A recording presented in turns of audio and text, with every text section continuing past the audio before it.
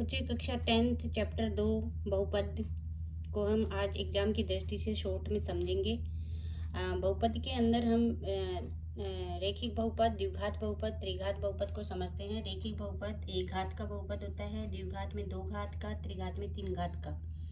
ठीक है। बहुपद का शून्य क्या होता है? चर का वह मान जिसमें बहुपद का मान क्या हो जाए? शून्य हो जाए। अपन कोई भी मान रखे हैं x का, तो उसमें बहुपद का मान क्या हो जाए? शून्य। वो क्या कहलाता है? उसका शून्य कहलाता है। जिस बहुपद में अधिकतम घात होते हैं उतने ही उसके शून्य को होते हैं। जैसे तीन घात का बहुपद है तो उसमें शून्य तीन रहेंगे, दो घात के बहुपद में शून्य के दो रहेंगे। हम गुणांकों और शून्यकों के बीच संबंध देखते हैं। गुणांक क्या होते हैं? अपन जैसे एक्स स्क्वायर का गुणांक क्या है? ए है। एक्स का गुणांक क्या है? बी है। सी क्या है? एक अचर है। ठीक है।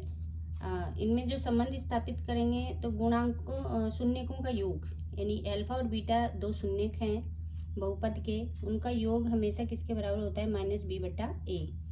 बी किसका गुणांक है? एक्स का, और ए किसका गुणांक है? एक्स स्क्वायर का।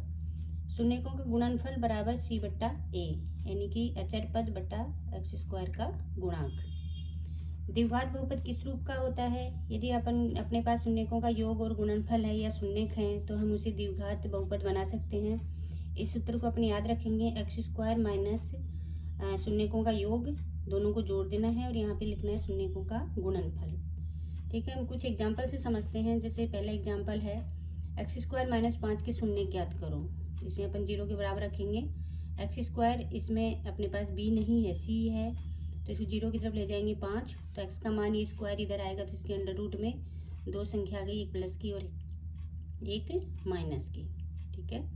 इसके जब गुणांक निकालेंगे तो ए तो है इसमें एक, लेकिन बी नहीं है, तो बी क्या माना जाएगा? 0, क्योंकि बी एक्स का गुणांक होता है, इसमें एक्स है ही नहीं। और सी बराबर -5। ठीक है। शून्यकों का योग की अभी हम सूत्र लेंगे, शून्यकों का योग होता है माइनस बी बटा ए। तो यहाँ पे शून्यकों का योग माइनस बी बटा ए है। यहाँ से अपन बी 0 और ए 1, तो इसका मान क्या रहता है? 0। और इधर जब शून्यक रखेंगे under root 5 minus under root 5 भी क्या होता है? 0। अतः ये दोनों बराबर हो गए, तो ये हमें संबंध दर्शाता है। इसी प्रकार गुणनफल निकालेंगे सी बटा ए, ये भी इसके बराबर हो जाएगा। ठीक। दूसरा एग्जाम्पल देखते हैं। ए द्विघात बहुपद ज्ञात कीजिए जिसके शून्यकों का योग और गुणनफल दिया हुआ है।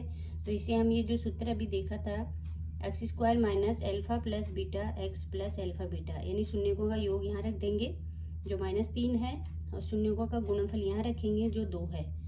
ये माइनस माइनस मिलकर क्या हो गया? प्लस। तो ये हमारे पास एक समीकरण बन गया। ठीक है।